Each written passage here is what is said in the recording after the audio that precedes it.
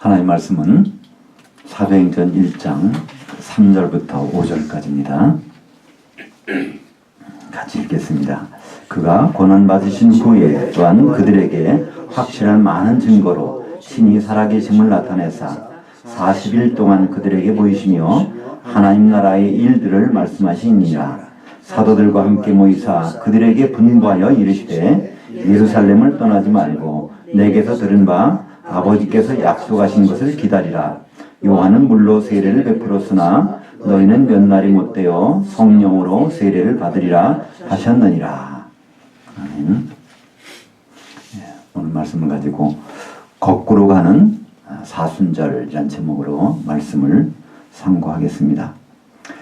성경에서 나오는 숫자들은 여러 가지 다 의미가 있습니다. 그 중에서 이 40이라는 숫자는 고난과 경건을 의미하는 숫자로 우리는 알고 있죠.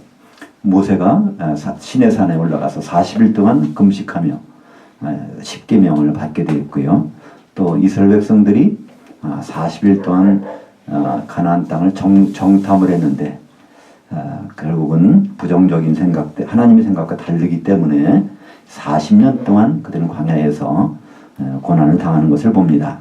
예수님도 공생애 시작하시기 전에 40일 금식하신 것을 볼 수 있습니다. 그래서 이 사순절은 하나님을 생각하며 우리 묵상하는 그런 것으로 사용이 됩니다.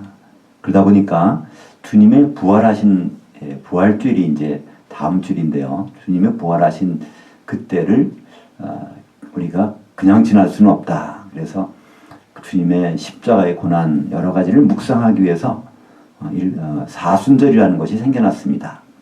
이 사순이라고 하면 순은 열을 가리키죠. 그래서 사순하면 40일 가리킵니다. 그래서 주님도 40일 동안 금식하셨고 그러니까 주님이 고난당하시는 그것들을 40일 동안 우리는 묵상하자. 그래서 44순절이라는 건 성경에 없지만 이것이 이제 사람들이 만들어서 그걸 지키기 시작한 것이죠. 이 사순절은 그래서 40일 동안 금식을 하고 그랬는데 금식하게 되면 힘이 없어지니까 우리는 주일 예배는 지켜야 되겠지. 그래서 부활절부터 40일 계산하는데 주일날만큼은 금식을 하지 말자. 그래서 그 6번을 빼고 그러니까 정확히 말하면 46일이 되겠죠. 그러니까 부활주일부터 그 전에 46일 그때가 이제 그 수요일이 됩니다. 그래서 그날을 제수요일, 제를 뒤집어지고 우리가 금식하면서 하는 날. 그래서 제수요일이라고 해서 그렇게 붙이기도 하죠. 금년으로 하면 2월 아마 18일인가요? 그래서 2월 18일부터 부활주일인 4월 5일까지 그러니까 4월 4일까지를 계산하면 이것이 46일이 나옵니다. 그래서 주일이 6번 끼니까 빼면은 40일. 그래서 이 날을 보통은 금식을 하면서 요즘엔 이제 금식을 많이 안 하겠지만요. 경건하게 지키자는 운동이 있는 것이죠. 그래서 이 40일 기간 동안에 또 중요한 절기들이 있습니다. 그래서 이제 부활절 바로 전에 절기를 종려주일이라고 합니다. 그래서 오늘 한국교회에서는 많은 교회들이 종려주일이라고 지킵니다. 그리고 이제 이 월요일부터 이제 한 주간 주님이 이제 십자가에 금요일 날 달리셨다고 해서 이 한 주간을 고난주간이라고 해서 또 주님의 고난에 동참하자 이렇게 합니다. 특별히 이제 금요일 날은 성금요일. 그래서 이날은 십자가에 달리셨으니까 다른 날은 못해도 이날만은 금식을 하자.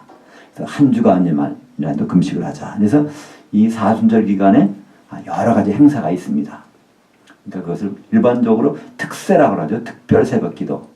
그래서 40일간 특별 새벽기도도 있고요. 종려주일도 있고요. 또 성금요일도 있고 이렇게 이런 행사들이 있습니다. 이 종려주일은 예수님이 이제 예루살렘에 입성하실 때 그때 이스라엘 백성들이 종려가지를 들고 호산나를 부르면서 환호했죠. 그것을 기념하자. 그래서 종려주일로 지킵니다. 사실은요, 종려주일은 예수님이 왕으로 오시는 것이 아니었습니다. 이 호산나라는 말은요, 호시아 그런다는 이제 호시아라는 것은 구원해 주세요 그러는 것이죠. 지금 우리는 식민지 생활, 포로 생활 이거를 이렇게 수천 년 동안 이랬는데요. 우리 좀 구원해 주세요. 나라는 것은요, right now, 지금 당장이라는 뜻입니다. 그래서 호시아나 그래서 지금 당장 구원해 주세요. 당신 지금 왕이시잖아요. 왕으로. 그래서 백성들이 이 종려나무 가지를 흔드는 것이죠. 이 종려나무라는 것은요, 원래 타말이라고 그러죠. 이것은 키가 크게 올라가서 이 종려나무의 특징은요, 뿌리가 깊이 들어간다는 것입니다. 그래서 물이 없어 보이는 것도 뿌리가 깊이 들어가면 물을 만나거든요. 그래서 사막이 지나갈 때 야자수가 있다. 종려나무 우리 말하면 야자수인데요. 야자수가 있으면 저기 오아시스가 있을 거야. 물의 밑에 물이 있나 봐. 그래서 가게 됩니다. 그래서 깊은 곳에서부터 물을 끌려서 공급하는 그런 역할을 하기 때문에 아가서에서는 그래서 우리 주님을 종려나무로 비유하기도 합니다. 그래서 그 생명을 끌어서 이렇게 공급하는 그런 역할을 하죠. 그래서 이 종려나무는 그런 그 생명을 의미하는 걸 쓰이는데 이스라엘 백성들이 종려나무 가지를 흔들면서 이제 왕이 오셨다 이렇게 했던 것을 기념하는 이 주일이 종려주일입니다. 이 종려주일이 생겨나게 된 것은요, 금요일날 돌아가셨기 때문에 그러니까 종려주일이 이제 이렇게 잡힌 거거든요. 근데 사실은요, 우리가 좀 이따가 보시겠지만 예수님이 수요일 날 십자가에 달리십니다. 그날이 그 당시에 6월절 날이었죠. 그렇기 때문에 사실은 종려 주일이 아니라 종려 금요일 날 입성하신 것입니다. 요한복음 12장에 보면 6월절 엿새 전에 주님이 베다니로 들어가십니다. 베다니는 예루살렘 바로 그 근경에 있는 조그만 마을이죠. 그 베다니 가시는 날이 6월절 엿새전입니다. 그래서 그날 저녁에 잔치가 벌렸습니다. 그래서 유대인들은요, 우리가 하고 시간 개념이 좀 다르죠. 우리는 자정이 되면 하루가 바뀝니다. 그러나 유대인들은요, 해질녘이 되면 하루가 바뀝니다. 보통적으로 이제 달에 따라 다르겠지만 일반적으로 오후 6시경이 되면 그때는 달이 바뀌는 것이죠. 그날 저녁에 잔치가 벌어졌습니다. 그래서 동네 사람들이 많이 모여서 잔치를 하게 됐죠. 근데 그날 저녁은요, 그러니까 6월절 닷새전입니다. 이미 저녁이 되니까. 그때 어떤 일이 벌어집니까? 그 동네에 마리아가 있었어요. 베다니 마리아, 막달라 마리아가 말고요. 집에서 옥합을 가져와 그 속에는 향유, 기름을 갖다가 예수님에다가 바른 것이 나오죠. 그랬더니 사람들이 막 요한복음에 보면 이게 가룟유다 그랬다는 것이죠. 300데나를 팔아서 이걸 가난한 사람에게 나눠주면 좋았을 텐데 그때 예수님은 그렇지 않습니다. 그만두어라. 나의 장례를 지금 준비하는 거라는 것이죠. 내 몸에다 나를 시체로 생각하고 기름을 발랐다는 것입니다. 그래서 그 기름 바르다는 뜻은 헬라어로 크리스토스, 그래서 그리스도가 나온 거고요.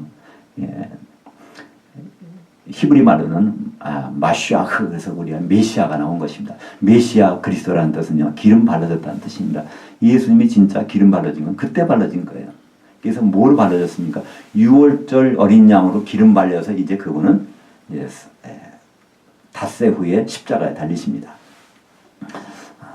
출애굽기 12장에 보면요, 6월절 양 잡는 방법이 나옵니다. 유대인 달력으로, 유대인은 음력을 쓰는데 그들이 달력으로 1월달 10일날 양을 선택을 합니다.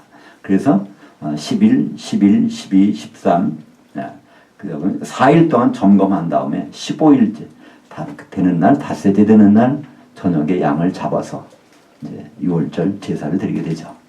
이 6월절 제사는 바로 예수님이 완성하십니다. 그래서 정말 예수님이 그 6월절의 양이라고 하면 그 절차대로 되는 것이죠. 그래서 예수님은요, 6월절 될 때 십자가에서 딱 돌아가신 것이 아니라 그 절차대로 그 간택이 되는 그 날이 바로 베다니 마리아가 기름을 가지고 기름 부어서 간택이 된 겁니다.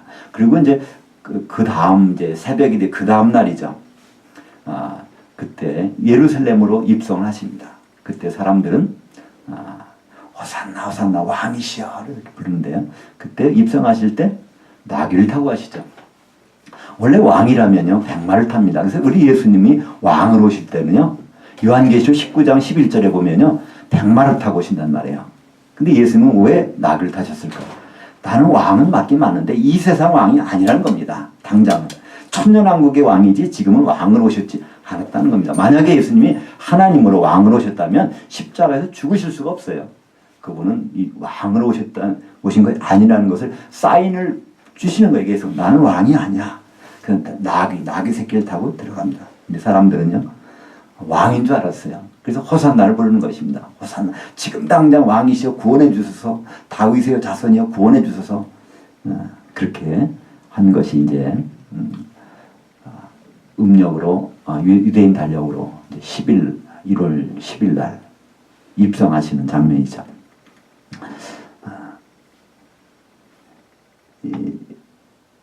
그러니까 종료주의를 하면요, 사실은 우리가 그분을 정말 진짜 유월절 양으로 가시는구나. 왜 그때 입성하셨어야 될까요? 그러니까 유월절 양은요, 이걸 선택을 해서 자기 집에다가 놓고 자기 식구처럼 그래서 4일 동안 점검을 한다고 그래요. 흠이 없는지 있는지를 보기 위해서. 일반적으로 그거를 그냥 갖다 놓으면요, 건강해 보여도 이게 언제 이게 잠복했던 병이 나타날지 몰라요. 제가 시골에서 어렸을 때 병아리를 사다 길러본 적이 있는데 시장에서 한 10마리를 사오면요, 그때는 똘똘한 병아리들이에요. 근데 하루 이틀 지나면 이게 졸고 하다가는 다 되게 시름시름 죽어버려요. 나중에 남는 건 한 2-3마리 남더라고요. 아마 병아리 이제 파는 사람들이 아마 각성제를 먹이었던 것 같아. 그러니까 그 약기고 있을 때는 펄펄하다가 속에 이제 잠복했던 그 병이 드러나니까 이게 다 죽는 거죠. 그러니까 양을 갖다가 흠이 없는 양을 잡아야 그게 완전한 제물이 되니까. 그래서 4일 동안 흠이 있는 점을 점검을 합니다. 바로 예수님은요, 예루살렘에 들어가서 점검을 당합니다. 율법을 맡은 자들에게, 대제사장과 서기관 바리새인들에게 점검을 당하는 거예요. 계속 율법으로 흠이 있는지 없는지 4일 동안 계속 점검을 당하지만 그분은 흠이 없으십니다. 빌라도가 그러죠. 이분에게서는 내가 죄를 찾아볼 수가 없느라. 그래서 그분은 정말 흠이 없는 유월절 어린 양으로 십자가에 달리십니다. 만약에 그분에게 흠이 발견됐다면요, 우리는 절망입니다. 고맙긴 하지만 자기 죄로 돌아가신 분이니까 우리하고는 아무 효과가 없어요. 그러나 그분은 이렇게 뭐 대제사장이 와서, 사두개인이 와서, 바리새인이 와서 다 점검해 보니까 흠이 발견되지 않는다는 거예요. 그래서 그 절차를 밟아가시는 첫날이 바로 종료주일입니다. 그래서 우리는요, 종료주일 하면서 우리 긴장을 해야 됩니다. 이분이 이제 첫날, 둘째, 셋째, 넷째 흠이 있나 없나. 만약에 흠이 생겼다면 우리는 큰일 나니까. 그래서 종료주일을요, 정말 예수님은 정말 흠이 없었구나. 이것을 관찰하는 기간으로 생각한다면요, 너무나 우리는 이렇게 유익할 것입니다. 그냥 왕이시여 했던 사람들은 어떻게 됩니까? 4일 지난 다음에 십자가에 못 박아라. 같은 입으로 호산나 다윗의 자손이여 우리를 구원하소서 했던 사람들이 똑같은 입으로 그냥 십자가에 못 박아라 그럽니다. 왜 그럴까요? 기대가 무너져서. 왕인 줄 알았는데 아니거든요. 예수님부터는 내가 왕이 아니야. 그래서 나는 나귀를 탔잖아. 그렇게 가시는데 그들이 스스로 왕인 줄 알고 하다가 이제 그렇게 바뀐 것이죠. 우리 종료주일은요, 그러니까 진짜 재림하실 때 우리는 야자수나무 종려가지 들고 호산나 불러야 돼요. 왕이시니까 왕이야말로 우리를 당연히 구원하실 그런 분이지, 제물로 가시는 분이 어떻게 우리의 식민지에서 뭐해서 우리를 구원해 주시겠습니까? 그래서 우리는 종료주의를 묵상할 필요는 있어요. 다른 사람들처럼 호산나 불러가면서 그때 유대인 백성들이 그렇게 했으니까 우리도 한번 그렇게 해야지. 우리 찬송가 중에는 참 그런 내용들이 너무 많더라고요. 오늘 종료주일에 관한 찬송가를 선택하려고 하니까 성경에는 이 찬송가 중에 4곡이 나오더라고요. 139장부터 142장까지 4곡이 나오는데 전부가 다 좀 가사 내용이 적절하지는 않아요. 유대인도 저렇게 호산나 찬송 불렀으니까 우리도 그분을 찬송 드려야지. 또 예수님이 나귀를 타고 오신다고 그랬으니까 그분이 나귀 타고 오실 때 우리도 찬송을 앞으로 부려야 되겠지. 이렇게 가사 내용들이 뭐 그렇게 돼 있거든요. 근데 그 당시에는 왕으로 오신 것이 아닙니다. 바로 제물로 오셨고 유월절 양으로 오셨기 때문에 바로 그렇게 십자가에 달리신 것이죠. 그러나 그분이 이제 앞으로 오실 때는 나귀 타고 오시지 않습니다. 절대로. 요한계시록에 보면 그분이 오시는 거 분명히 있어요. 백마를 타고 오십니다. 백마하고 나귀는 차이가 커요. 정말은 올라갈 때 보통 오를 수 없고 워낙 키가 크고 그죠? 그런 왕으로 오실 때 나귀는 바로 죽으러 오신다는 것. 우리를 위해서 내가 제물이 되러 가는 거야. 너희들 죄가 많이 있잖아. 내가 그거 해결하러 지금 가는 건데 왜 자꾸 나 왕이라고 그래? 아마 예수님은 속으로 생각하셨을 것 같아요. 그래서 우리가 이 종려주일도 정말 카운트다운하는 우리 내 죄 모든 것들이 예수님이 이제 율법으로 점검받으면서 하실 때, 그래서 우리는요 사도신경을 읽을 때 거기에 그게 있잖아요. 본디오 빌라도의 고난을 받으사 십자가 못 박혀 죽으시고. 근데 예수님은요 그런 말씀 안 하셨어요. 마태복음 16장 21절에 보면 그래 맞아. 나는 이제 예루살렘에 가서 장로들 곧 대제사장들과 서기관들에게 많은 고난을 받고 죽임을 당하고 3일 만에 부활해야 될 거야. 이 말씀하시는데 가이사랴 빌립보에서 이 말씀하시고요. 다시 갈릴리로 오셔서 그 말씀하시고 또 그들과 같이 예루살렘 입성하시기 전에도 똑같은 말씀하셨어요. 예수님은 꼭 말씀을요. 율법을 담당한 사람들한테 내가 점검 받을 거야. 그리고 내가 십자가 죽을 거야. 그 다음에 부활할 거야. 이 말씀을 3번 하셨는데 아무도 귀를 기울인 사람이 없어요. 그래서 갈라디아서 4장 4절에 보면요. 때가 참에 바로 그분이 예수님이 여자에게서 나시고 또 율법 아래 나셨다고 기록을 하고 있습니다. 그러니까 여자에게 나셨다. 거의 여자가 마리아라는 뜻이 아닙니다. 정관사가 없어요. 왜 여자에게서 나왔다고 했을까요? 창세기 3장 15절에 여인의 후손이 와서 마귀의 머리를 진멸하겠다는 말이 나오니까, 그러니까 거기서는 마리아를 높인다는 뜻이 아닙니다. 하나님은요 어떤 여자를 통해서도요 성령의 능력으로 오실 수 있다는 걸 말씀하셨는데 정말 그러셨다는 것입니다. 가톨릭에서는 마리아를 숭상하기 위해서 동정녀 마리아라고 했는데 사실은 거기서는 여자에게 나신다는 돼 있고 그대로 여자에게 나셨다는 거예요. 어떤 그 마리아가 아니라도 그 마리아가 만약에 아마 임신했는데 그것을 어떤 수술해서 한다고 해도 하나님은 다른 여자를 통해서 할 수 있다는 얘기입니다. 그래서 여자에게 나시고 그리고 율법을 나셨다고 그랬어요. 율법의 점검을 받으시러 그래서 흠이 없다는 걸 나타내시러 그렇게 오셨다고 그랬는데 정말 이제 마리아에게서 나시고 그리고 이제 마지막에 가서는 율법을 담당한 대제사장, 사두개인, 바리새인 이 서기관들에게 4일 동안 점검을 받으시고 이제 십자가에 달리셨던 그분에 대해서 말씀하고 있습니다. 이제 우리가 이 절기를 지킨다면, 그래서 우리는 이 부활주의를 앞두고 예수님의 고난을 생각한다고 절기를 지키는데요. 그 절기는 사실은 이 사순절이라는 거, 40일의 기간들을요, 우리는 주님이 어떻게 하셨을까를 생각해 보는 필요가 있지 않을까 그렇습니다. 주님은 사순절 지키셨어요. 근데 주님이 지킨 사순절은요, 부활절 전이 아니라 부활절 후입니다. 오늘 본 말씀이 그렇죠? 사도행전 1장 3절에 보니까 그가 고난받으신 후에, 이것이 십자가 달리셨다는 뜻이죠. 그리고 부활하셨다는 뜻입니다. 또한 그들에게 확실한 많은 증거로 친히 살아계심을 나타내사 40일 동안 그들에게 보이시며 하나님 나라의 일들을 말씀하시니라. 사람들이 만들어 지키는 것은 부활절 전에 40일인데 예수님은요 부활 후에 40일간을, 원래 예수님은 바쁘신 분이에요. 바로 하늘에 올라가셔야 보혜사 성령을 보내줄 수 있으니까. 근데 40일을 계셨습니다. 누구하고요? 사도들하고. 그래서 뭐에 대해서요? 하나님 나라에 대해서. 이 하나님 나라는 정확히 말하면 하나님의 왕국이죠. 그것은 천국과 같은 의미로 사용됩니다. 마태복음 19장 23절과 24절에 보면 그 말씀이 있어요. 부자가 천국에 들어가는 것이 어찌나 어려운지 낙타가 바늘귀로 들어가는 것이 부자가 하나님 나라에 들어가는 것보다 쉬우니라. 그래서 이 천국과 하나님 나라는요 같은 구절에서 천국과 하나면 똑같다 말씀하셨어요. 그래서 예수님이 부활하신 후에 40일 동안 사도들에게 하나님 나라의 일에 대해서 말씀하신 것은요 천국에 대해서 말씀하신 것입니다. 왜 천국에 대해서 말씀하셨을까요? 그 다음 보니까 너희들은 몇 날이 못하여 성령으로 세례를 받으리라. 성령에 잠겨지리라 그런 뜻입니다. 예수님이 천국에 대해서 말씀하실 때 그건 교회와 관련이 있습니다. 마태복음 16장 18절을 보니까 너는 베드로라. 내가 이 반석 위에 내 교회를 세우리니 음부의 권세가 이기지 못하랴. 그러면서 연이어서 하신 말씀이 내가 천국 열쇠를 내게 주리니 그럽니다. 그러니까 이제 교회를 세우기로 했는데 그 방법으로 나는 1차적으로 사도들에게 너희들에게 천국 열쇠를 맡긴다는 거예요. 천국 열쇠는 뭘까요?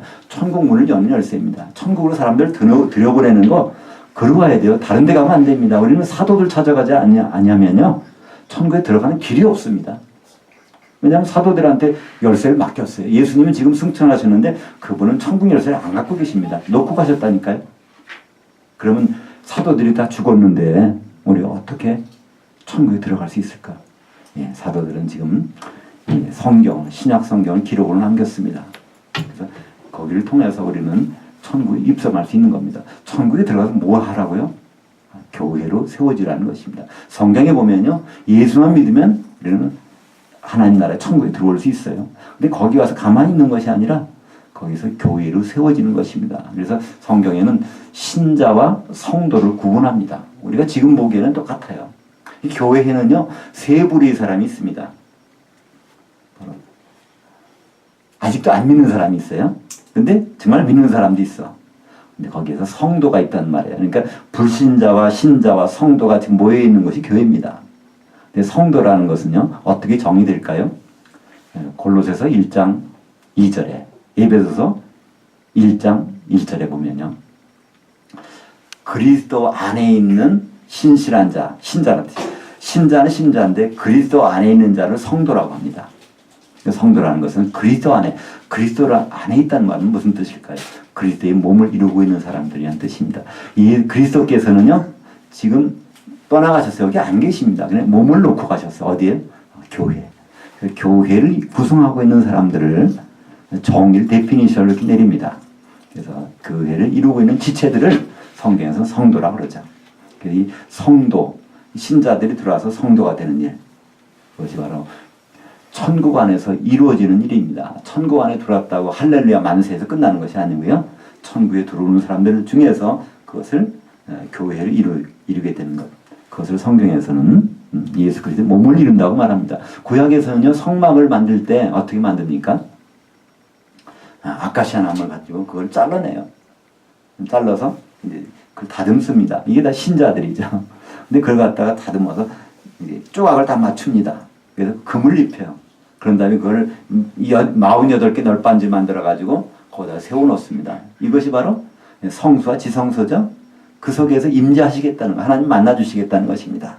그 48개 널빤지가 다 조각목들이에요. 거기에서 다 이것들이 조각이 톱질하고 대패질 돼갖고 뭉쳐져서 있는데 금을 다 입혀서, 사실은 성막을 딱 보면요, 나무가 안 보입니다. 조각목이 안 보여요. 그죠? 금만 보입니다. 금으로 입혀서. 우리를 그렇게 다 신분을 변화시키셔서 세워놓으면 거기에다가 그분이 들어오시겠다는 거죠. 그것은 바로 교회의 모습입니다. 근데 그걸 48개 널빤지를 어디서 세워놓습니까? 은받침에서 세워내요. 그죠? 널빤지 하나에다가 은받침 2개씩 있어. 그러면 96개 은받침이 있단 말이에요. 이것이 누굽니까? 사도들입니다. 사도들이 터 위에 세워져 있는 것이 교회란 말이에요. 에베소서 2장 20절에 보면 사도들의 터 위에, 너희는 사도들의 터 위에 세우심을 입은 자라 말씀하고 있죠. 그래서 예수님이 이 사순절을 통해서 예수님은 사순절, 그래서 부활 이후에 사순절을 말씀하셨어요. 그러니까 부활 이후에 사순절 동안에 40일 동안에 사도들에게 하나님 나라의 일을, 천국의 일들을 그들에게 당부하셔서, 어떻게 보면 마태복음 16장 19절에서는요, 내가 천국 열쇠를 내게 주리니, 이건 미래형입니다. 앞으로 주겠다는 거예요. 언제 주셨을까요? 부활하신 다음에 승천하시기 전에 40일 기간 동안에 하나님 나라 천국에 대해서 다 열쇠를 남겨놓고 가신 거예요. 그때 그러면서 하신 말씀이 바로 요한은 물로 세례를 베풀었으나 너희는 몇 날이 못되어 성령으로 세례를 받으리라. 그랬더니 성령의 세례 받는다는 건 잠겨진다는 것입니다. 정말 그들은 잠겨졌어요. 한 몸이 된 것이죠. 한 덩어리가 된 거예요. 내가 이 반석 위에 교회를 세우리니, 반석은 페트로스가 한 몸 된 것이 페트라라는 반석입니다. 거기다 교회를 세우신다는데, 그것이 언제 이루어집니까? 오순절날 이루어지잖아요. 오순절날은요, 떡 2덩어리를 드리는 날입니다. 한 덩어리는 사도들이 먼저 됐어요. 오전에 우리가 술 취했다고 9시인데, 오전 9시인데 우리가 술 먹었을 것 같아? 그러잖아요. 그러니까 오전에 사도들이 한 덩어리 떡이 되고, 저녁 때 되니까 3,000명이 세례를 받으면, 그때 정확히 말하면 3,000명이 잠겨졌음에 이런 뜻입니다. 성령에 잠겨졌다는 뜻이죠. 예루살렘에는요, 물속에 세례 줄 만한, 물 세례 줄 만한 곳이 없습니다. 그래서 요단강에 가서 잠겼다가 빼내잖아요. 더구나 3,000명을 물속에 집어넣었다는, 빼낼 수는 없는 것이죠. 그 말씀을 받은 사람들은 다 성령에 잠겨짐에, 그래서 성도들이 한 덩어리 떡이 된 것입니다. 그래서 오순절날 떡 2덩이를 드리는 절기가 오순절이죠. 바로 사도들이 떡이, 그 위에 성도들이 세워져서 교회가 된 것입니다. 그러면 예수님은 바로 부활하신 후에 40일 동안 이것에 대해서 말씀하셨단 말이죠. 왜 그렇게 하셨을까요? 고린도전서 12장 13절에 보면 너희가 다 한 성령으로 세례받아 한 성령에 잠겨져서 한 몸이 되었고, 교회가 됐다는 것이죠. 그리스도의 몸이 되었고, 다 한 성령을 마시게 하셨느니라. 그러니까 교회 속에는 성령이 충만하기 때문에 여기 들어오신 분들은요, 그 마실 수밖에 없어요. 같이 마시는 거예요. 한 성령을 같이 마시면 같은 음식을 같이 먹어보세요. 우리가 피자를 먹으면 피자 냄새가 나고, 마늘 같이 먹어보세요. 마늘 냄새가 나는 것이죠. 예수님의 사순절은 바로 부활 후의 일이었습니다. 우리가 지키는 이 사순절, 부활 전의 40일을 우리는 예수님의 고난을 생각하면서 합니다. 나쁜 일은 아니겠지만 그것 때문에 부활 후의 일들이 잊어버린다면 이거는 참 조심해야 될 일이 아닐까요? 외국에서는 사실은요, 부활 후를 더 중요하게 여깁니다. 근데 우리나라에서는 이상하게도요, 부활절 전까지 특세다, 특별 새벽기도다, 금식이다 뭐 돼 있는데, 부활 딱 지나면요, 아무도 예수님의 거기에 대해서 관심이 안 갖는단 말이에요. 교회건 또 목사님들이건 관심이 안 가져요. 오히려 예수님은 부활 후에 승천도 못 하시면서 40일 동안 그 일 중점적으로 하시고, 그 다음에 승천하셨단 말이죠. 그래서 우리는 이 사순절을 맞이해서 오히려 예수님이 부활 후 40일을 사순절을 어떻게 보내셨을까? 그렇다고 우리가 부활 전 40일을 일들을 그냥 버릴 수는 없잖아요. 그것도 의미를 생각하는 것도 좋단 말이죠. 그래서 종려주일은 아까 말씀드린 대로 정말 앞으로 오실 그분에게 우리는 종려가지를 흔들면서 호산나 찬송 불러야 됩니다. 그 왕으로 오실 거예요. 그분은 이제 나귀 타고 절대로 오시지 않습니다. 백마 타고 오실 분은 우리는 기다리는 거죠. 그리고 이제 예수님 십자가 달리셨다고 하는 날, 금요일은 금요일이 아니라 수요일입니다. 오늘 말씀에 그 주보에 보시면 주보 가운데 밑에 보면 마가복음 16장 1절과 2절이 있습니다. 한번 같이 읽어보겠습니다. 그 무교절 첫날 안식일이 지남에 막달라 마리아와 야고보의 어머니 마리아와 또 살로메가 가서 예수께 바르기 위하여 향품을 사다 두었다가 그 안식일들 후 첫날 매우 일찍이 해도 들 때 그 무덤으로 가며, 이 가만히 보면요, 안식일이 2번 나와요. 그리고 샌드위치가 돼 있어요. 안식일이 있고 평일이 있고 안식일이 있단 말이에요. 그러니까 이 첫 번째 안식일은 뭘까요? 큰 안식일이라고 그래요. 그러니까 유대인 명절 때 되면요, 반드시 큰 안식일로 시작됩니다. 그러니까 무교절 첫날 십자가 달리시고 그날 저녁부터 이제 24시간 동안은요, 이게 큰 안식이라는 말이에요. 그 다음에 매주 한 번씩 들어오는 정규 안식일이 있어요. 그 사이에 평일이 있단 말이에요. 근데 갈릴리에서 따라갔던 여인들이 준비하는 게 있어요. 예수님이 죽으실 줄은 꿈에도 몰랐어요. 예수님이 시체가 될 줄은 몰랐단 말이에요. 시체를 된다고 생각했다, 믿었다면 기름을 준비해 올 텐데 기름을 준비 못 했거든요. 그래서 안식일 날 되니까 가게 문 다 닫는단 말이에요. 그래서 그 첫 번째 안식일, 그러니까 우리말 쉽게 하면 목요일 날 다 문 닫았어요. 근데 금요일 날 가게 가서 향을 준비했다가, 그 다음에 토요일 날은 또 이것도 안식일이야. 토요일 날 저녁이 되면 안식일이 끝나니까 그때 무덤에 들고 가는 그 여인들의 모습을 마가복음 16장에서 우리에게 말씀해주고 있습니다. 그래서 거기에는 안식일이 단수의 안식일이 나와요. 16장 1절에. 그 다음에 16장 2절에는요, 복수의 안식일이 나옵니다. 그래서 첫 번째 안식일, 그 다음에 이 정교 안식일까지 2번의 안식일이 다 지난 다음에 중간에 평일날은 가게에 가서 향을 준비해가지고 그래서 왔다는 것이죠. 예수님은요 3일 밤 3일 낮 정확히 말하면 72시간 동안을 무덤에 계셨습니다.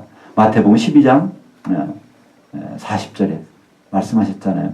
내가 요나와 같이 3일 밤 3일 낮을 무덤에 땅속에 있다가 나오리라. 그대로 주님은 그러셨습니다. 그렇기 때문에 안식일이 끝나는 것이 정규 안식일이 끝나는 것은요. 유대인의 정규 안식일은 금요일날 해질적부터 토요일날 해질적까지가 안식일입니다. 그러니까 금요일날 6시경부터 토요일날 6시까지가 그때가 안식일이 되고 토요일날 6시 지나면 안식일이 끝나는 거예요. 그럼 다음 날입니다. 그렇다면 예수님은 정확히 72시간 동안에 이거 생각하면요. 금요일날 십자가 달려서 그날 저녁에 무덤에 들어가시면 3일낮 3일 밤 동안에 대해서 바로 토요일날 오후에 부활하시는데 어떻게 3일 밤 3일 낮에 부활하십니까? 그건 말도 안 되는 거예요. 근데 말도 안 되는 건데 우리는 너무나 자연스럽게 금요일날 십자가에 돌아가셨다. 그날 거룩한 날이다. 그래서 성금요일, 그래서 Good Friday 이렇게 해서 지켜오고 있습니다. 네. 이것을 그날이냐 아니냐가 중요한 것이 아니죠. 여하튼 예수님은요 수요일날 오전 9시 십자가 달리시고 오후 3시까지 십자가 달리셨다가 이제 오후 저녁 6시 되기 전에 무덤에 묻히셨죠. 유대인들은 그랬거든요. 안식일 날은 시체를 만지면 큰일 나요. 그러니까 빌라도한테 사정을 하는 겁니다. 유대인들이 우리 안식일 때는 시체를 못 만지니까 군인들 붙여가지고 확인 좀 해달라는 겁니다. 시체 아닌 산 사람을 묻으면 안 되거든. 절대로. 사는 사람은 묻는 방법이 없단 말이에요. 그들은 그게 큰 죄라는 걸 알아요. 그러나 이게 시체가 되면 묻을 수가 있어요. 그래서 군인들 2명을 붙여가지고 이제 양쪽에 있는 강도에게 찔러봅니다. 근데 죽었거든요. 아니, 뼈를 꺾어보죠. 근데 예수님은 가운데 높이 달리니까 이게 손이 안 닿아요. 그 창을 가지고 찌릅니다. 한 군인이. 그래서 보니까 피와 물이 다 흐르는 거예요. 하마터면 예수님은요, 피를 못 흘리실 뻔했어요. 십자가에서 말려 죽으실 뻔했단 말이에요. 네. 성경에서는요, 제가 찔림은 우리의 허물 인하며 이사야서 53장 그 3절부터 5절의 말씀들을 이루시기 위해서 그날이 바로 6시만 되면 무교절이 시작되는 큰 안식이란 말이에요.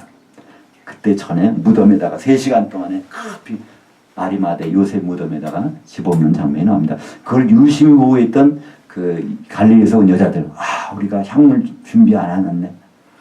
안식일 지난 다음에 목요일날 가서 가게에 가서 향을 구해다가 그 다음에 찾아가는 그래서 72시간. 그 수요일날 주님은 십자가에 돌아가셨습니다. 그렇다면 우리가 금요일날은 뭘 해야 될까요? 금요일날 예수님 뭐 하셨을까요? 거기 베드로전서 3장 18절 19절 말씀이 나오죠. 바로 몸으로는 육으로는 죽으셨지만 영으로는 살림을 당하사 옥에 있는 영들에게 선포하시니라. 복음을 선포하셨다는 겁니다. 이 무교절을 지키는 것은요. 누룩이 안 들어가는 떡을 지키는 것입니다. 이 누룩이라는 것은요. 예수님이 말씀하셨죠. 사두개인과 바리새인들이 누룩을 조심하라 그럽니다. 되면서 나중에 그 제자들이 그럽니다. 우리가 지금 떡을 먹었다고 이렇게 말씀하시나? 그렇다면 이것이 바로 그들의 교훈을 조심하라는 것입니다. 그러니까 이 세상적인 이론들은 다 그 누룩이 들어간 거예요. 그 누룩이 안 들어간 건 뭘까요? 천국 복음입니다. 그러니까 하늘에서 온 것만이 누룩에 섞이지 않는 거예요. 그래서 무교절을 지킨다는 건 그냥 누룩 없는 떡을 우리가 지키는 거지만 그걸 실체화돼서 이루신 분은 예수님이시죠. 바로 무교절, 천국 복음을 선포하시는 일. 6월절은 그분이 십자가에 달려서 완성하시고요. 무교절은 그때 뭘 어디서 완성하실까요? 이제 영으로 옥에 있는 영들에게 무교병을 선포하십니다. 그래서 그 옥에 있는 영들에 대해서 설명이 나오죠. 그 노아 홍수 때 그때 회개하지 않은 그 사람들에게 복음을 전해서 기회를 주는 거예요. 몸은 죽었지만 영으로라도 구원받을 기회를 그들에게 준다는 것을 말씀하고 있습니다. 그래서 우리는 이 금요일날 이날 십자가에 안 돌아가셨으니까 우리는 뭐 별거 아니네 할 게 아니라 금요일날도 우리는 다른 의미에서 이날 정말 예수님은 무교절을 완성하셨어. 옥에 있는 영들에게 바로 천국 복음을 선포하셨어요. 그래서 베드로전서 4장에 가면 그래요. 그들에게도 바로 구원의 기회를 주기 위해서 그랬다는 겁니다. 우리는 많은 사람들이 그래요. 우리 조상들은 예수님을 알지 못하고 그러고서 죽으셨는데 지옥 가면 억울하지 않나? 그러나 하나님은요, 어떤 방법으로 우리가 모르는 방법으로 기회를 주실 거예요. 그런 분들은 알고 안 믿는 사람들에게서는 심판이 있지만 모르고 못 믿는 사람들에게서는요 어떤 기회를 주실 거란 말입니다. 그 하나의 사례가 노아 홍수 때 그들이 모르고서 못 믿던 사람에게 예수님이 복음을 선포하는 장면이 나오잖아요. 근데 우리는 행복하죠. 몸도 구원받고 영도 구원받으니까 행복하지만 몸은 구원 못 받았지만 영으로라도 구원받을 기회를 하나님은 주신다는 것을 베드로전서 3장 18절과 19절 이하에 우리에게 말씀해 주고 있습니다. 그래서 우리는 이 사순절이라는 것이 그냥 나쁜 것만이 아니라 이걸 통해서 우리는 다시 한번 주님이 무엇을 기뻐하시는지를 생각할 수 있는 기회가 생긴다는 것이죠. 또 하나의 절기가 있습니다. 그것을 초곡절이라고 하는데 우리말에는 초곡절이라는 말은 없어요. 그럼 레위기 23장 11절에 보면 10절부터 11절에 그 말씀이 있습니다. 6월절 기간 중에 그러니까 말하자면 6월절부터 그날 저녁부터 무교절 일주일간의 기간이 나오죠. 6월절은 바로 어느 순간입니다. 양 잡는 시간이에요. 그 순간. 그럼 무교절은 그때로부터 시작돼서 일주일간입니다. 무교절 기간 중에 돌아오는 정규 안식일. 그 다음 날은 보리 곡식이라는 색깔을 가지고 그거를 제사장이 흔드는 겁니다. 이것을 우리가 초곡절이라고 할 수 있어요. 바로 예수님은 그때 부활하신 것입니다. 이 보리가 흔든다는 것, 첫 인삭 보리가 흔든다는 것은요, 요제라는 것은 이게 움직인다, 살았다는 거예요. 죽은 줄 알았는데 그 부활의 첫 열매가 되셨다는 것이죠. 그래서 예수님은요, 그것을 뭐라 할까, 일석삼조라고 하나요? 6월절 이루시고요, 무교절 이루시고요, 천국복음을 선포하셔서 그 다음에 초곡절까지 이루십니다. 이 세 가지를 이루셔서 그것이 언제일까요? 이제 다음 주에 우리는 부활주일로 지키는데 정확히 말하면 토요일 날 저녁입니다. 토요일 날 저녁에 초곡절을 완성하시게 되는 것이죠. 바로 이 천국은 예수님이 가장 기대하시는 것입니다. 이 천국 때문에 예수님은 바로 부활하신 겁니다. 그래서 그것에 말씀하시고요. 천국 안에서 이루어지는 일이 필요하기 때문에 그것은 성령을 보내셔서 우리를 교회로 세우시는 것이죠. 사람은 우리들이 생각하는 거는 하나님을 위한다고 그러지만요. 하나님 생각과 이게 어긋나는 것이 너무나 많아요. 그죠? 가장 비관한 얘기가 사순절 아닙니까? 예수님은 부활 후에 40일을 중요하게 여기셨는데 우리는 부활 전에 40일 하고 부활 후 40일 동안은 아무것도 생각 안 한단 말이에요. 그죠? 그러나 우리가 생각을 한번 바꿔보면은요. 하나님 뜻이 무엇인지를 다시 한번 우리가 깨달을 수 있을 것 같습니다. 그렇잖아요. 아무리 해가 뜨는 대낮이라고 해야 돼요. 해를 등져보세요. 우리는 그림자만 볼 수밖에 없어요. 그러나 한번 방향을 돌려보면, 생각을 돌려보면 우리는 태양을 볼 수 있듯이 우리가 지금 주님이 뭘 기뻐하실까?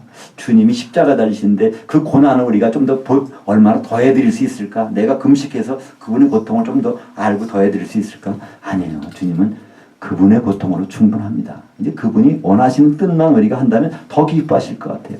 우리가 금식한다고 기뻐하실까요? 아니요. 그분은 천국 안에서 그분의 몸을 이루어서 신랑을 오실 때 그 앞에 우리가 기름을 채워가지고 준비되는 걸 기뻐하시지 금식하면서 애통하며 사는 것 그거는요 예수님 한 분으로 족하다는 것입니다. 우리가 생각을 바꾸는 일 부활절 전으로 거꾸로 해서 올라가서 사순절 지키는 거 그 생각을 바꿔서 부활절 이후에 주님이 무엇에 대해 관심을 가졌을까? 지금 주님의 관심은 어디 집중되어 있을까? 그래서 이제 앞으로 가는 사순절 그런 사순절을 우리가 생각했으면 좋겠습니다. 기도하겠습니다.